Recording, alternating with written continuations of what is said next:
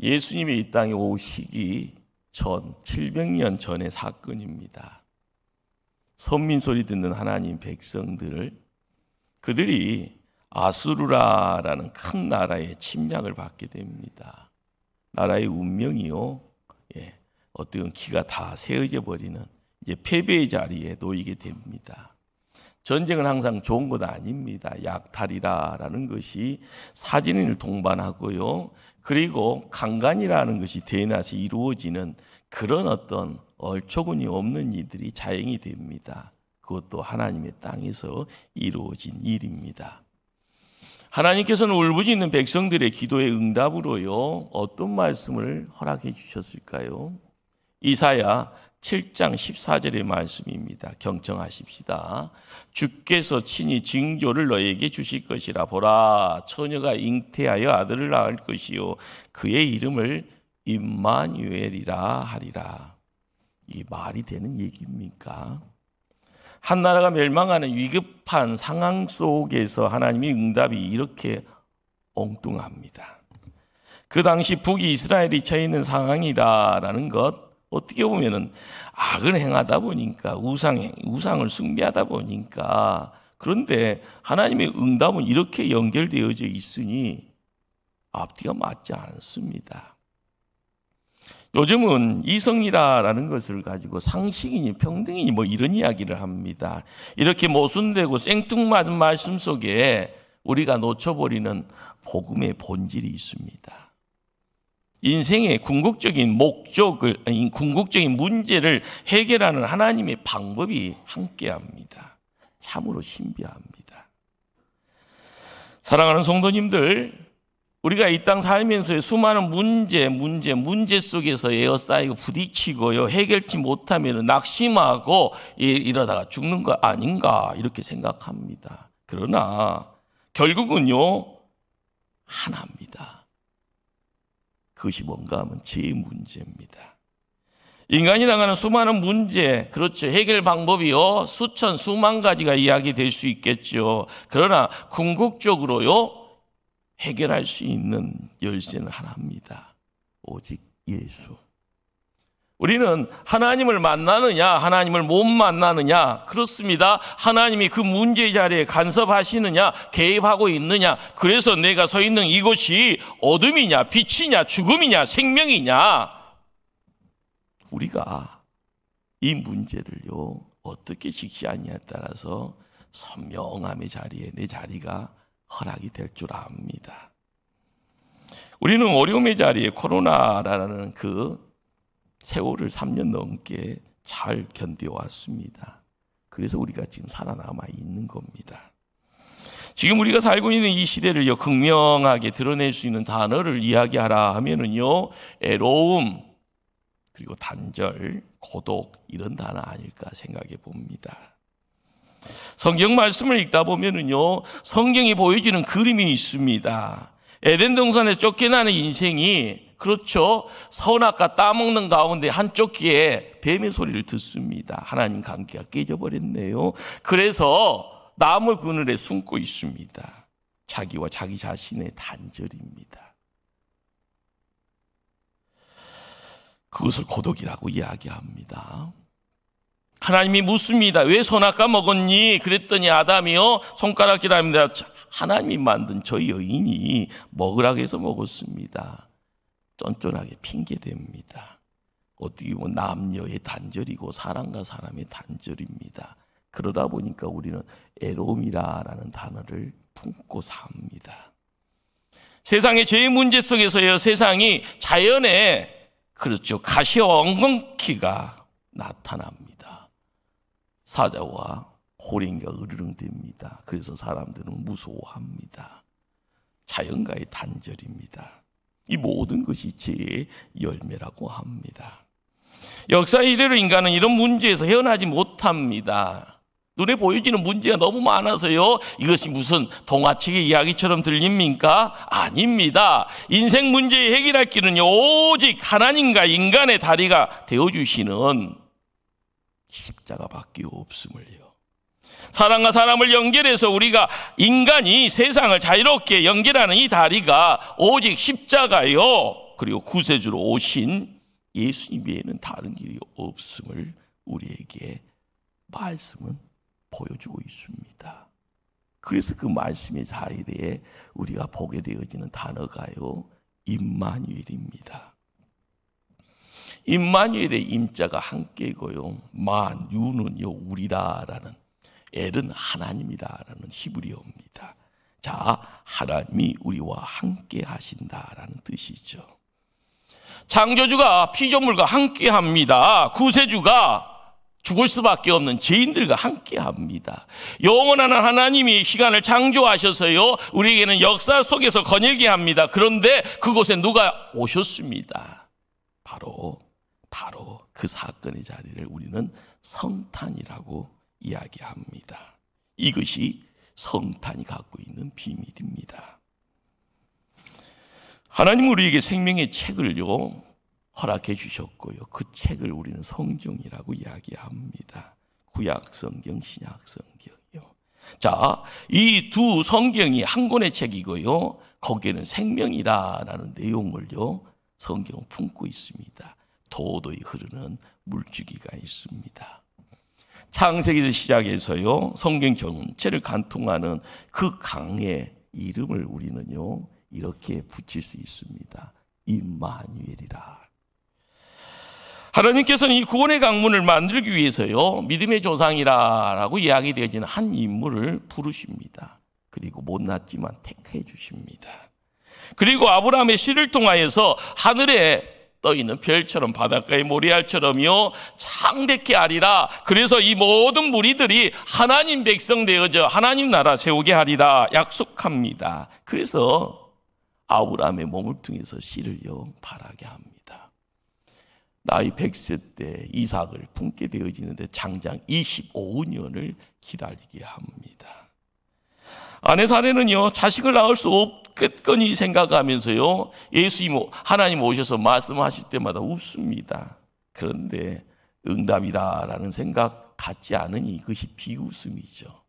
그러나 하나님이 말씀합니다. 나는 엘사다이 전능자 하나님이다 말씀합니다. 기다림의 자리에요 넘어집니다. 콧등 깨지고 머리빡 깨지는 자리가 25년이지만 때가 되어지니 이삭을 품을 때의 그 웃음은 참된 웃음이 됩니다. 바로 그 전능자를 표현하는 단어가 임마누엘입니다. 그때 태어난 아들 이삭이 살아가는 가운데요 온치 않은 흉년을 만납니다. 국리를 찾다 보니까 약속의 땅을 떠나게 됩니다. 그렇죠. 약속의 땅을 떠난다라는 것이 어떻게 보면은요 하나님 약속 등지고 떠나는 것처럼요 아담이 에덴의 동산을 떠나는 것처럼의 그런 모습이 그려집니다. 하나님 찾아와서요 그 발을 붙잡습니다. 그리고 말씀하죠. 왜 두려워하느냐? 왜 걱정하느냐? 내가 너와 함께 하는데. 창세기 26장 3절의 말씀입니다. 이 땅에 거루하면 내가 너와 함께 있어 내게 복을 주고 내가 이 모든 땅을 너와 내 자손에게 주리라. 내가 내 아버지 아브라함에게 행한 것을 이루겠다 말씀합니다. 내가 너와 함께 하리라. 임마누엘입니다.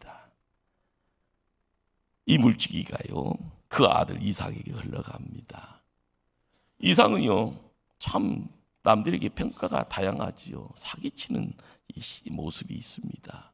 눈먼 시력이 약시가 되어버리는 이삭을요 속여서요 장자권을 형 에서의 것을 빼앗아 도망칩니다. 또다시 도망치는 그 강야라라는 그 공간 베델이라고 이름 붙여지는 그곳에요 돌을 베개 삼아서요 하늘에 떠있는 구름을 이불 삼아서 잠을 청하는 그곳에 하나님 찾아와서 말씀합니다. 내가 너와 함께 있어. 내가 어디로 가든지 너를 지키며 너를 이끌어 이 땅으로 돌아오게 할지라. 임마누엘의 이 강물은요 계속 흘러갑니다. 내가 너와 함께 하리라. 야곱의 아들 요셉에게요 흘러가는 그곳에서 우리는 또 다른 놀라운 광경을 목도합니다.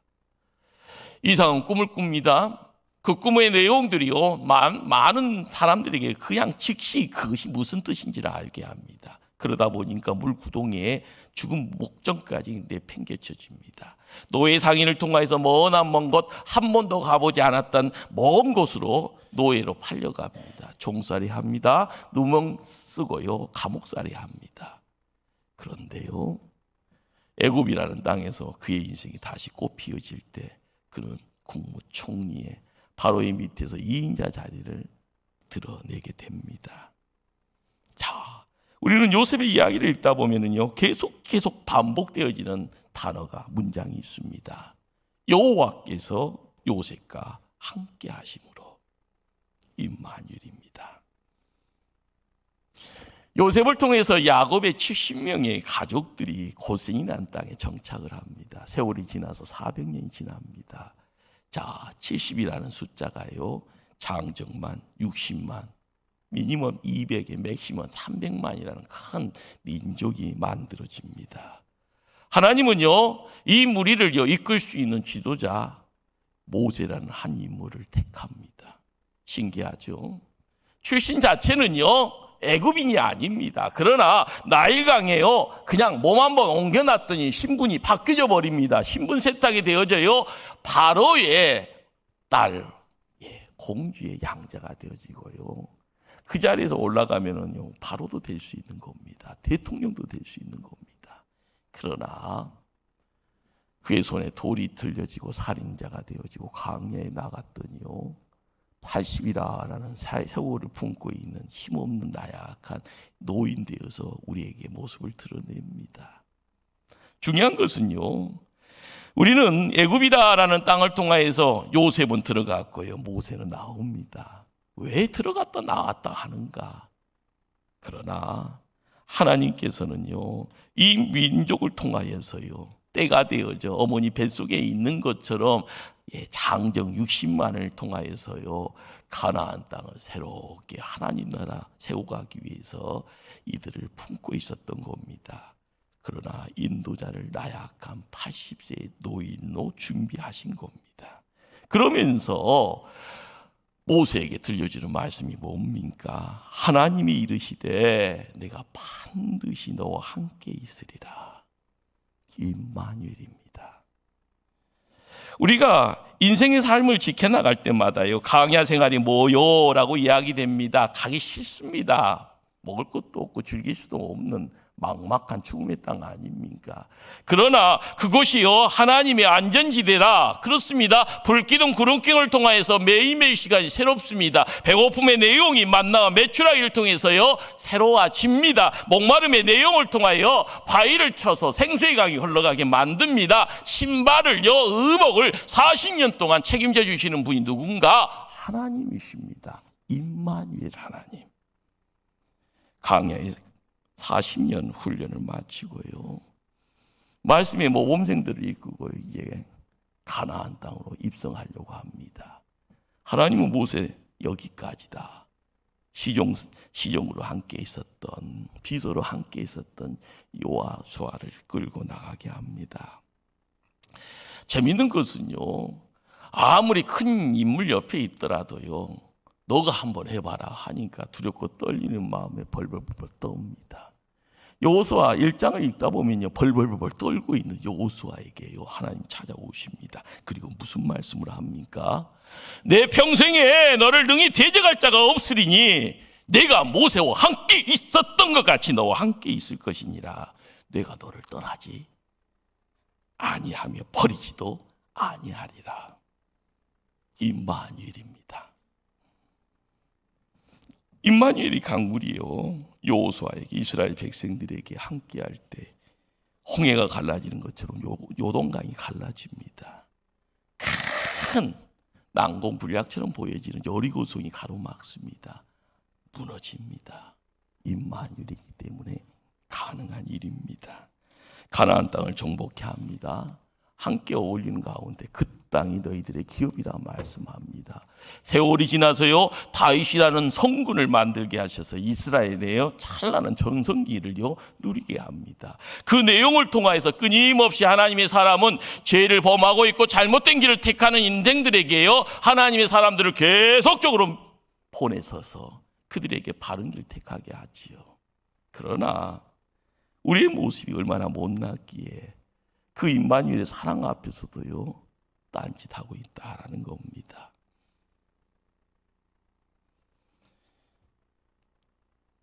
임마누엘의 물줄기, 우리를 살리는 물줄기고요 우리를 승리하게 하는 물줄기입니다. 그러나 그 임마누엘의 물줄기가 우리에게 다시 모습 드러내기를 원할 때 우리에게는 성탄이라는 큰 기쁨이 임마누엘로 함께합니다. 그렇습니다. 우리의 형편이 어떠하든지 이 사회의 위기가 무엇이든지 이 시대가 겪고 있는 재난이 무엇이든지 오늘 우리가 만나야 될 복음이 있습니다. 임마누엘 하나님 꼭 만나야 합니다. 아기 예수의 이름이 임마누엘이라고 이야기합니다. 이제 깨달음의 자리에 우리가 우리의 생애를, 우리의 몸을요, 우리의 관심을요, 우리의 기도를 거기에 묶어야 될 줄 압니다. 하나님이 이 땅에 찾아오신 사건입니다. 별 볼 일 없게 보이는요 갓난 아기의 모습이지만 거기에 우리에게는 사명이 있는 겁니다. 맞이하라라는 거고요. 그 만남의 자리를 통해서요 선물 준비하라고 이야기합니다. 바른 길 택했으면요 아기 예수 앞에 목자처럼 찬양하라고 이야기합니다. 그리고 그 아기 예수를 품으라고 이야기합니다. 하나님의 임재의 사건을요 이 시대의 성도가 온몸으로 경험해야 될 줄 압니다. 그러나 믿지 않는 이들은요 앞뒤가 맞지 않다라고 이야기합니다. 무슨 말이 되는 소리. 그렇지만 오늘 성경은 우리에게 말씀을 줍니다. 보라 처녀가 잉태하여 아들을 낳을 것이라. 그 이름을 임마누엘이라. 그렇습니다.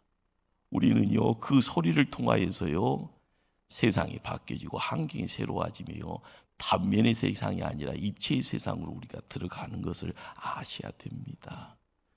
인생의 궁극적인 문제가 해결되어지는 자리에 우리의 입술로는 안 되기예요. 하나님이 오셔야 됩니다. 하나님이 우리 인생의 모든 것을 새롭게 하기 위해서요 직도이가 되어서 우리 안에 있는 문제를 걷어내기 위해서는 오셔야 됐던 겁니다. 그렇습니다. 하나님이 우리와 함께 하셔야만이, 하나님이 우리의 시간대에 개입하셔야만이, 우리의 인생의 문제를 간섭해 주셔야만이, 그렇습니다. 하나님이 역사하셔야 할 때 하나님의 기적이 우리의 삶에 내 것 되어지는 겁니다. 이 방법밖에는 다른 것이 없더라는 겁니다. 신구약 성경의 모든 초점은 누구에게 맞춰져 있는가요? 예수 그리스도에게 맞춰져 있습니다. 오늘 예수의 사건 통하여서 들려지는 소리가 있습니다. 보라, 처녀가 잉태하여 아들을 낳을 것이라. 이 내용은요 구약성경 창세기 3장 15절의 선악한 사건 이후에 드러나는 예수 여자의 후손에 대한 이야기의 응답인 겁니다. 말씀을 경청하십시다. 내가 너로 여자와 온수가 되게 하고 내 후손도 여자의 후손과 온수가 되게 하리니 여자의 후손은 내 머리를 상하게 할 것이요 너는 그의 발꿈치를 상하게 할 것이니라. 우리가 세상을요 멋없이 살아갑니다. 그러나 알 것은 알고 가야 됩니다. 세상이 선진국이라 해서요 누릴 것 많이 누려서요 거기다 신경 관심 다 쏟아서는 안 됩니다. 좋은 세상처럼 보이는데 내 믿음 생활은요 무너져 있는 이 현실이에요. 어디에다 자랑거리라고 이야기할 수 있습니까? 악의 존재는 있습니다. 사단마귀는요 끊임없이 우리를 간섭합니다. 세상 보기 좋은 것에 정사의 주관자가 실제합니다. 우리가 깨닫지 못하면은요 나도 뭔가에 에워싸서 나도 카복상하려 하면서 나도 거기서요 살뚱 죽을뚱 하지만은요 나올 수 없어서 거기에서 허송세월을 할 수밖에 없는 것이 우리의 현실입니다. 그분이 우리 가운데 오신다는데요. 그분을 맞이하셔야죠. 그분이 임마누엘이 하신다는데요. 내가 겪고 있는 인생의 모든 문제의 해답이 그분이 오심으로써 해결이 되어진다는데요. 왜 딴짓하려고 합니까? 그분 앞에 가야 됩니다. 동방 박사의 발걸음이 거기 있는 겁니다. 긴 시간입니다. 땀 흘리고요. 고통의 시간일 수도 있었습니다. 그러나 하늘에 떠있는 큰 별 바라보고 발걸음 옮겼던 동방 박사, 그 노고 위에 우리도 함께 해야 됩니다. 어렵다 힘들다 삼중고 속에서의 모든 것, 자야 될 시간 자지 못했던 목자들이요 별 따라 발걸음 옮겨서요 찬양합니다. 거기에 내가 잘났건 못났건 목자의 그 마음, 그 열심이 우리의 인생을 바꿔놓을 줄 압니다. 우리는 성경을 믿는다 고백합니다. 왜요? 성경이 생명이기 때문에 그렇습니다. 하나님 생명이 우리에게 임하였으니 그 생명이 우리를 구원 백성 만듭니다. 구원 백성이다라는 것은 내 안에 생명 때문에 내가 이 땅에서 영생이요 죽어서도 영생입니다. 하나님은 우리에게 매일매일 삶의 간섭을 하실 때마다 깨어있으라, 볼 것은 보라, 들을 것은 들으라. 그리고 가슴 속에 시베리아 냉기 속에서 냉랭함이 아니라 사람을 품을 수 있는 넉넉한 가슴 가지고 세상 살아가라고 이야기합니다. 우리가 몸담고 있는 이 목포 초대교회는 장로교입니다.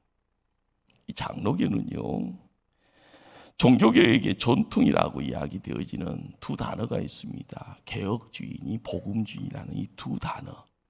이것은 성경을 품고 있다라는 말이죠. 생명의 길을 걷는다라는 말입니다. 자, 이 생명의 길을 품으면서 우리에게는 기둥 6개의 기둥을 이야기하는데 대략적으로 뭘 이야기하는가 하면 첫 번째는 성령의 영감설입니다. 하나님의 사람들이 하나님의 음성 듣고 하나님이 시켜서 성경을 썼더라. 그래서 하나님의 책입니다. 두 번째는요, 예수님은 온전한 신성과 온전한 인성 가지고 50 뭐 해서 100 아니에요. 인간 100%고요. 100%의 하나님이십니다. 거기에 미스테리가 있는 거고, 그것을 알고자 온 힘을 다하여 정성을 다할 때 하나님은 우리를 품으려고 다가와서 손 잡을 때 스파크가요, 구원의 스파크입니다. 세 번째는요, 예수님이 십자가에 달리신 것은요, 인생의 죄 때문에, 죽음 때문에 우리의 죄의 대속과 우리의 구원의 내용이 있다라는 거, 이거 부인하면 안 됩니다. 네 번째는요, 예수님이 영육혼이 온전한 부활하셨다.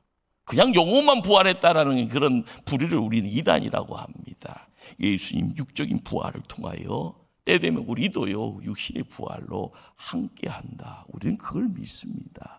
다섯 번째는요, 예수님은 반드시 다시 오신다. 재림하신다. 재림의 주가 돼서 심판주가 되신다. 이걸 믿습니다. 여섯 번째는요, 동정녀 탄생입니다. 그런데 이걸 믿는 것이 복음주의자의 전통입니다. 아니 무슨 소리, 불가능이지. 과학으로 증명이 안 되는데 무슨 소리 이야기할 수 있죠. 그러나 우리는 그걸 믿습니다. 동정녀의 탄생. 과학자들은 이것을 증명하려고 여러 가지 내용들을 이야기합니다. 그래서 과학적인 번식이라는 것은 남녀가 만나서요, 암수의 결합을 통해서 번식하는 유성생식이 기본입니다. 암수입니다. 남자 여자요. 자, 그런데 요즘은요, 과학자들이 핵 분열이니 세포 분열이니 충격에 의한 분열이니 하면서요, 유성이 아닌 무성생식이라는 것을요 과학적으로 드러냅니다. 그래서 인간 복제라는 내용까지 우리의 주변에 함께 하지요. 그러니 동정녀의 탄생 아니다라고 이야기하려고 합니다. 그러나 우리가 알아가야 될 것은요, 과학적으로 설명할 수 있기 때문에 그냥 믿어가라는 것 아닙니다. 이것은요, 영원한 신비고요, 하나님의 능력이고요, 이것은 우리에게는 은혜를 허락하시는 기적의 현장이기 때문입니다. 우리가 알아가야 될 것, 우리의 시야를 모아서 가게 되어지는 그곳에 하나님이 함께합니다. 인간의 몸을 입고 이 땅에 오시는 사건, 우리는 성육신이라고 하죠. 그 성육신을 우리는 성탄이라는 기쁨의 장으로 품으려고 합니다. 그러기에 그것은 기적이라고 이야기하고요. 사람이 할 수 있는 것이 아니라 하나님만이 할 수 있는 은혜의 사건입니다. 왜 그렇습니까? 거기에 나를 위하여 십자가에 못 박게 피를 흘려주실 나를 구원하시는 예수님이 계시고 그분이 바로 성자 하나님이십니다. 하나님만이 할 수 있는 자리, 하나님의 자녀가 되어지는 그 구원의 문이 확 열려지는 그 자리에 우리에게요 어서 오라고요 큰 아이의 울음소리가 함께 하려고 합니다. 그 아이를 지켜야 되잖아요. 그 아이를 품어야 되잖아요. 하나님의 능력 안에서요 하나님의 뜻 가운데 이루어지는 자리, 바로 우리에게요 빨리 가라고 이야기합니다. 뒤처져서는 안 된다고 이야기합니다. 오늘 본문의 핵심은 23절 말씀입니다. 경청하십시다. 보라, 처녀가 잉태하여 아들을 낳을 것이요 그의 이름은 임마누엘이라 하리라 하셨으니 이를 번역한즉 하나님이 우리와 함께 계시다 함이라. 말씀의 시작이에요. 보라라는 단어가 참 재미있게 느껴집니다. 보라, 하나님은 어떤 역사적인 사건에 개입하실 때 이제 됐다 하시면서 보라라고 이야기합니다. 귀로 들으라고 하는 거예요. 보라라고 이야기합니다. 그렇죠. 뭘 봐야 될까요? 뭘 봐야 되는데, 요셉이라는 한 청년이요 아리따운 여인 마리아와 결혼을 하려고 합니다. 그러나 결혼식 전에는 동침할 수 없게요 함께 연애를 하는 겁니다. 그런데 덜커덕 임신이 되었다는 소리가 들려옵니다. 이래도 걱정 저래도 걱정입니다. 그리고 문제고요, 청년이 고민하다가 나도 살고 너도 살고 할 수 있는 방법이 뭘까? 결혼 전에 다른 남자와 동침했다가 하면 그 당대는 돌 맞아 죽습니다. 그런데 나도 살고 너도 살 수 있는 마리아를 살리기 위해서요 남자의 큰 결단이 조용히 결혼식을 파토내는 겁니다. 이때 하나님이 나타나서 말씀하죠. 보라, 처녀가 잉태하여 아들을 낳을 것이요 그의 이름은 임마누엘이라. 우리는 이 보라라는 이 말 속에서요 하나님의 이 땅에 오심에 대한 이야기를요 느낍니다. 그렇죠. 눈높이가 확 낮춰지는 사건입니다. 이제는 너무 높고 너무 지구에서요 볼 수도 없었고요 들을 수도 없었던 자리에 보라라고 하면서 우리에게 이야기합니다. 하나님이 이 땅에 오신다라는 겁니다. 우리와 함께 하시기를 원한다라고 하십니다. 그러기에 임마누엘, 그 임마누엘의 실체가 성자 하나님인데 그 실체를 우리가 품을 수 있다니 얼마나 큰 기쁨입니까? 그 예수님이 우리의 품에 가까이 찾아와서 함께하기를 원한다니 얼마나 이것이 복음입니까? 우리의 삶에요 뭔가가 새로워지는 그 자리에 보라, 하나님은 더 높은 곳에 있는 분이 아니라 우리의 형편처진 나약함의 인간의 육신의 모습을 통하여서 우리와 함께하고 우리와 함께 거닐기를 원하고 우리의 손 붙잡고 인생길을 거닐기를 원한다 말씀하시면서 보라라고 말씀하십니다.